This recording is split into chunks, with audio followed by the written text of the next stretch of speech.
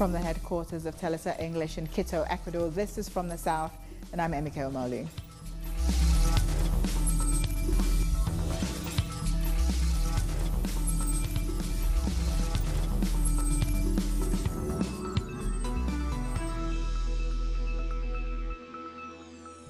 Welcome. The leader of the Oliver Sinistero Front armed group has been injured in a military operation in Colombia. According to authorities, Walter Artizala, known as Guacho, was injured in the rural area of Tumaco, close to the border with Ecuador. The group is believed to be responsible for the kidnapping and killing of 5 Ecuadorian citizens. Military officials are currently searching for Guacho in the area. We have received information about an operation from our special forces, an operation carried out by the military and police that Guacho was injured. At the moment, the military and police are closing in on an area where he was injured as so to find him. The Ecuadorian government has released a statement confirming what Colombian authorities have said. Ecuador says Guacho was seriously injured by 2 shots he received to his back. Yet, despite this, he managed to escape. Bolivia has criticized the Secretary General of the Organization of American States for his comments on Venezuela. President Evo Morales said Luis Almagro has, quote, stopped being the OAS Secretary General to become an agent of the U.S. This comes after Almagro suggested military intervention in Venezuela should not be ruled out. Meanwhile, a new group of Venezuelans have returned home as part of the government's Return to the Homeland plan. They were the latest group to leave Ecuador. More in this report. After 3 hours of flight from Ecuador, they finally arrived home. They arrived to Venezuela.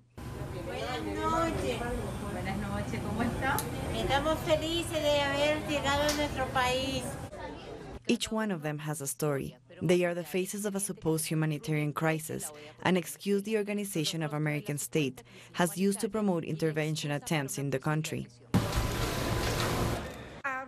Almagro should feel ashamed. A flight with 92 people is returning. He has caused so much harm.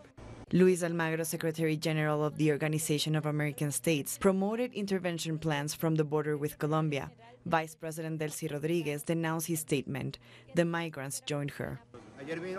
Yesterday we saw Almagro talking about Venezuela from Colombia, precisely the country with more migration, more inequality, debts, and the highest drug production. He talked about Venezuela instead of commenting about Colombia's internal issues. There are political interests promoted by the U.S. Almagro has become a tool for them. They are not refugees, they are economic migrants. The young people who have returned have another vision. They came back to start all over again. I realized that I have more opportunities here. Minimum wages are the same as in Venezuela. It's not worth it. It's surviving.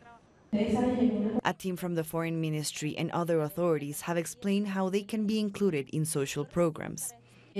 We know the hard circumstances that you had to face. The government will guide you and help you benefit from the Return to Your Homeland program.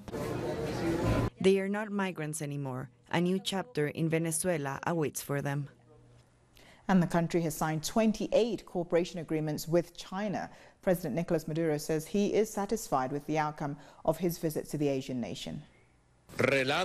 This visit has boosted the relations between China and Venezuela in a key moment for the implementation of our program for the economic recovery. It strengthens our strategy and it gives us stability. President Nicolas Maduro and his Chinese counterpart celebrated their bilateral relations after their meeting. They vowed to strengthen the ties between both nations. We are signing 28 agreements to strengthen our share of development, billions of dollars on investment to develop our companies in the oil field. Maduro and the Chinese Foreign Minister Wang Yi also closed the 16th meeting between both commissions. They also witnessed the signing of these agreements that focus on energy, communications, aerospace cooperation, human resources, mining, and financing. China and Venezuela are good partners and together have overcome all difficulties. In 2014, President Xi Jinping made an important visit to Venezuela. There it was decided both nations will cooperate on agreements to improve our societies. We are willing to work with the Venezuelan people to strengthen the exchanges, especially on the Road and Belt Initiative. Both countries agreed on cooperating on economic and human resources training as well. $5 billion will be destined to the mixed company Petrosumano and the production of gold and iron.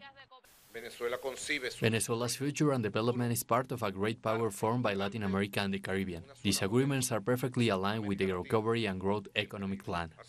Maduro also paid tribute to the heroes of China in the monument of Tiananmen Square. He then held meetings with Prime Minister Li Keqiang. Maduro confirmed his will of strengthening the bond between Beijing and Caracas. Violence has overshadowed Honduras' Independence Day. Clashes erupted during an anti-government demonstration as protesters and police exchanged rocks and tear gas. They say President Juan Orlando Hernandez committed fraud in last year's presidential elections. Former President Manuel Zelaya led the protests. People are running because the military is coming. With the last drop of my blood, of my soul, I promise that we will not rest until President Juan Orlando Hernandez and his repressive dictatorship is removed from power. Until victory, always. Trade unions in Costa Rica say they'll continue their open-ended strike against the government's fiscal reform. They have rejected talks proposed by the Catholic Church, and the government says it won't talk until the strike is called off. The Workers' Party presidential candidate Fernando Haddad continues campaigning in Brazil. Haddad is in the eastern state of Bahia, along with his vice presidential candidate, Manuela Dávila. During his speech, Haddad said he will end neoliberal policies promoted by the current government. Meanwhile, former President Luiz Inácio Lula da Silva has called for people to vote for Haddad. In a public letter, Lula says his replacement will bring back the country's sovereignty. At least 5 people have been killed and 8 others injured in Mexico City.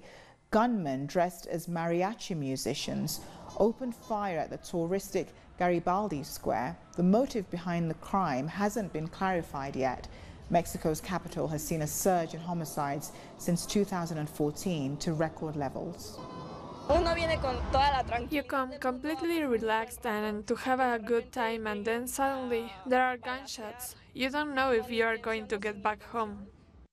A 12% fuel price hike in Argentina has triggered widespread concern. People are worried the extra cost will be passed on to commuters using public transport. More details in this report.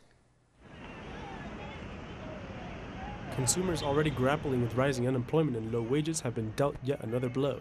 The devaluation of the peso and increased production costs for YPF and Axion are having a profound effect. The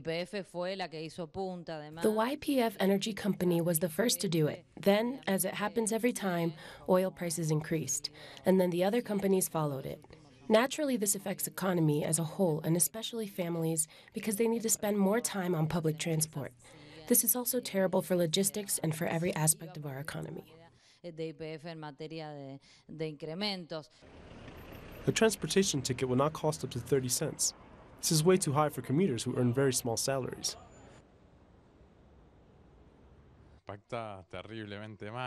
Every time when the value of dollar increases, the fuel prices also shoots up. Tariff on public services like transport, electricity, gas and water increase too. Everything goes up but the salaries.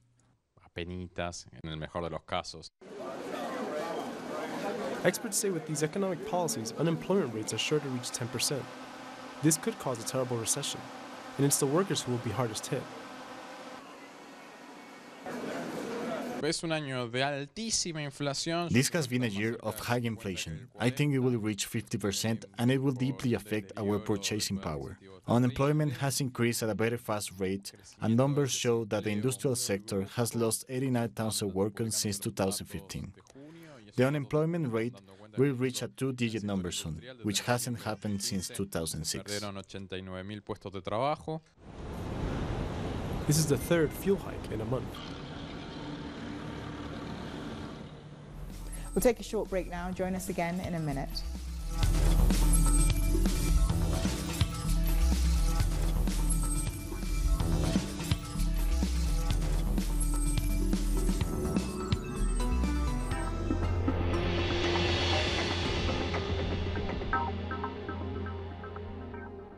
It was affecting us as women. and we don't want that thing to happen again.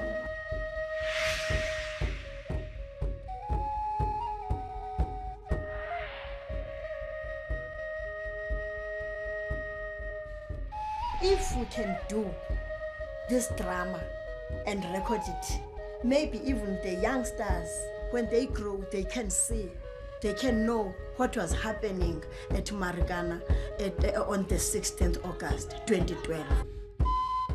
Today, only on Telesur.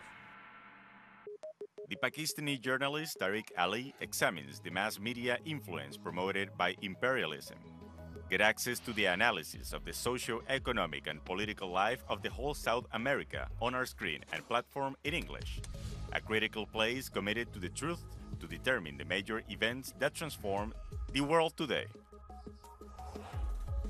Mondays, only on Telesur.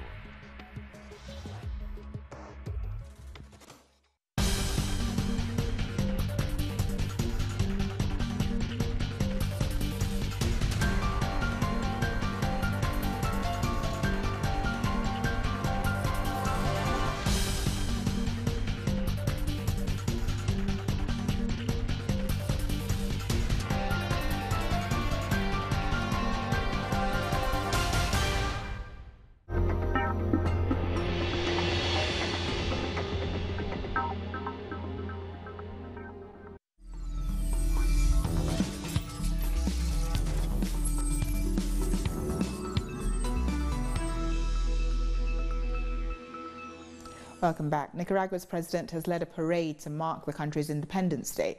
Daniel Ortega criticized the U.S.'s attempt to intervene in his country's affairs. The government accuses the U.S. of fueling the protests that have been going on since mid-April. What the Yankee did was appoint himself head of the Nicaraguan army and began to shoot those who had brought him and began to shoot all the Nicaraguans who proudly defended their country's independence. Meanwhile, the opposition took to the streets in the capital, Managua. The protesters want Ortega to resign. They also want justice for protesters who have died during the current crisis. They say they were victims of police repression. While Independence Day celebrations are taking place across this region, Mexicans have also marked theirs. Thousands gathered in Mexico City's main square for El Grito. The famous Viva Mexico is a contemporary twist on rebel priest Miguel Hidalgo's original call to arms. On September 15, 1821, the Spanish were defeated in the War of Independence. Most Central American countries declared their independence at the same time. It's a great source of pride to be Mexican. We have so much diversity that can't possibly fill our hearts. It's a joy to share it. A former Colombian commander has appeared in the Court of Special Jurisdiction for Peace. Retired General Ricardo Montoya is accused of executing civilians in a case known as false positives. Montoya was the head of the army in the government of former President Alvaro Uribe. He is the highest-ranking military officer to appear before this court. Activists have gathered to demand to know the truth and for justice. Well, they fought on opposite sides during Colombia's internal conflict, but love has brought them together for life. 6 former FARC guerrilla combatants and right-wing paramilitary members got married in a joint mass ceremony. The event was part of a campaign to promote former fighters' reintegration into society. The ceremony took place in the country's capital, Bogota. Pope Francis has stripped Christian Precht of his priestly duties. The decision came after Precht was accused of sexually abusing minors in Chile. The pontiff has applied the highest sanction by the canonical order. Precht is known for his work in defense of human rights during the dictatorship.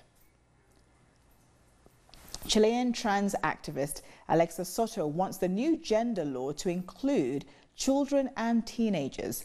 The bill now allows trans people older than 14 to include the gender they identify with on their IDs. Children aged 14 to 18 need a parent or guardian's consent to make this change on their personal documents. September 16th marks the 45th anniversary of the killing of Chile's emblematic singer Victor Jara. Jara was tortured and killed in Santiago's National Stadium days after a military coup that ousted President Salvador Allende. He was beaten to death and shot around 40 times. Jara's music remains a symbol of freedom and the struggle for social justice. The Haitian Chamber of Deputies has ratified Jean-Henri Séant as the new Prime Minister. Séant's government won 84 votes in favor, 5 against and 4 abstentions. On Twitter, he asked Haitians to join forces for the happiness of the country. A 1,500-year-old Mayan altar has been unveiled in Guatemala. The piece was found in a small archaeological site north of the country. The altar also has an inscription in Mayan hieroglyphics. Evidence shows a political movement was formed to rule the Mayan lowlands in the southeast of Mesoamerica. A film shot in the indigenous Aymara language in Peru has been recommended for an Oscar. Winai Pacha tells the story of an elderly couple abandoned by their children. They live waiting for their visit and maintaining their religious customs respectful of nature. This is the first film completely filmed in Aymara. The movie has also been chosen to represent Peru and the Spanish Academy Awards, the Goyas. We'll take a short break now. World News is coming up next.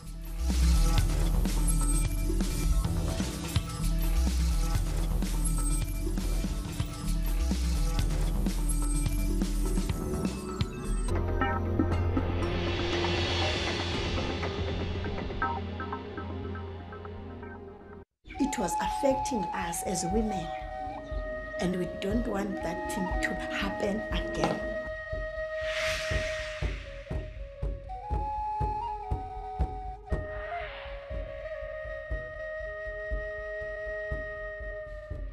If we can do this drama and record it, maybe even the youngsters, when they grow, they can see, they can know what was happening at Margana on the 16th August 2012. Today, only on Telesur. Watch this special interview to Miguel Díaz-Canel, who will make unheard statements after being elected as president of Cuba. From La Habana, Cuba, conducted by Patricia Villegas. Special interview. Today, only on Telesur.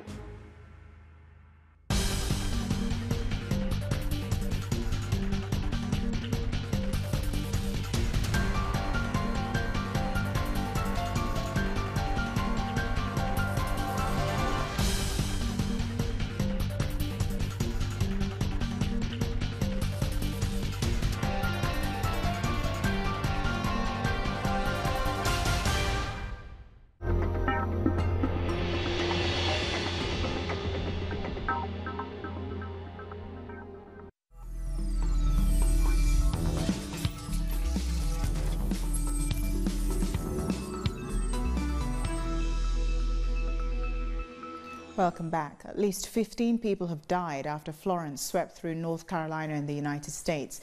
The storm has now been downgraded to a tropical depression, but more flooding is predicted to come. The state's governor is asking people to stay off the roads. Florence has dumped up to 50 centimeters of rain. More than 900 people have been rescued from rising floodwaters. Floodwaters are still raging across parts of our state, and the risk to life is rising with the angry waters. We have about 15,000 people or more, that number's fluid, remaining in about 150 shelters across the state. Mass shelters are open in Winston-Salem and Chapel Hill, and additional shelters will be open if necessary. Across the state, around 700,000 people right now are without power. The Chinese province of Guangdong is on high alert as Typhoon Margaret has brought torrential rain and strong winds. More than 2 million people have been relocated and over 48,000 fishing boats have been called back to port. Authorities in Hong Kong also issued an alert as winds blew out windows and swayed skyscrapers. More than 200 people have been injured in the territory. And in the Philippines, at least 59 people have died because of Typhoon Margaret. The typhoon demolished houses and downed power lines. Some roads were cut off by landslides. Syrians have casted their ballots in the first local election since 2011. More than 6,000 voting centers opened at 7 a.m. local time across government-held parts of the country. Around 40,000 candidates are competing for more than 18,000 seats on local administrative councils. That's according to state media. Authorities announced voting centers would open for 5 more hours as turnout was higher than expected. The last time I took part in the election was 7 years ago. That time I voted for President Bashar al-Assad. Now I'm electing him again, and I'm voting for the sons of my town. I hope they can help our town and rebuild it again. An Israeli missile attack has targeted Damascus International Airport. Israel acknowledged having carried out more than 200 strikes in the country over the past 18 months, mainly against Iranian targets. 21 cabinet members have been sworn in by Sudan's President Omar al-Bashir. During the ceremony, al-Bashir said the people have high hopes for this new government. He said the newly appointed ministers will resolve Sudan's economic problems. Several ministers from the previous government have been retained in the new cabinet, including the foreign and oil ministers. Kenya's Olympic marathon champion Eliud Kipchoge has smashed the marathon world record in Berlin. Kipchoge took nearly 1 minute and 20 seconds off the previous best set by his compatriot Dennis Kimetto. He arrived at the finish line in 2 hours, 1 minute and 39 seconds. The athlete missed out on becoming the first athlete to run the marathon in under 2 hours last year by just 26 seconds. It was really, in sport they say, train well and show yourself approved in a race. So it shows that I trained for the last 4 months in a positive and in a good way. That's why I was really having a full faith in my Philip. I want to say actually thank you to all the spectators from the first kilometer to the last kilometer. They really pushed me. It was like having music in my ears. A museum has opened in Italy in tribute of a priest killed by the Mafia. Priest Pino Puglisi was killed 25 years ago on his 56th birthday by members of the Cosa Nostra. He was an outspoken critic of the Mafia. Now his house in Palermo has become a memorial for him and all victims of the Mafia. People are protesting in France against banking practices a decade after the collapse of Lehman Brothers. Demonstrators lit orange smoke bombs and spilled a fluorescent green liquid on the pavement to symbolize what they call toxic money. The collapse of the US investment bank triggered a world financial crisis, and many countries have yet to recover. Thousands of people have marched in Madrid against bullfighting. They want lawmakers to push animal protection laws forward. Demonstrators called by Spain's animal rights party, PACMA, want bullfighting to be banned. They say it's a cruel tradition.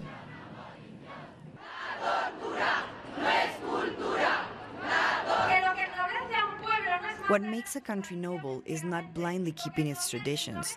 What ennobles a country is its capacity to get rid of cruelty and walk to an ideal of justice, which is not bathed in blood. And don't forget to tune in as Cuban President Miguel Díaz-Canel sits down with Telesur for an exclusive interview. Tune in this Sunday night at 2100 Caracas, 2000 Kingston and 1800 Los Angeles to hear his thoughts.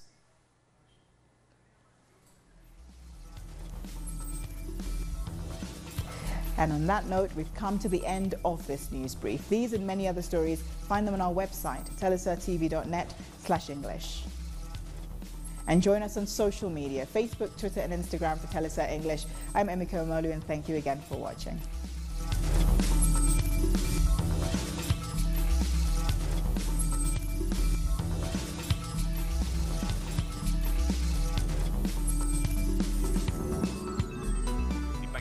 Journalist Tariq Ali examines the mass media influence promoted by imperialism.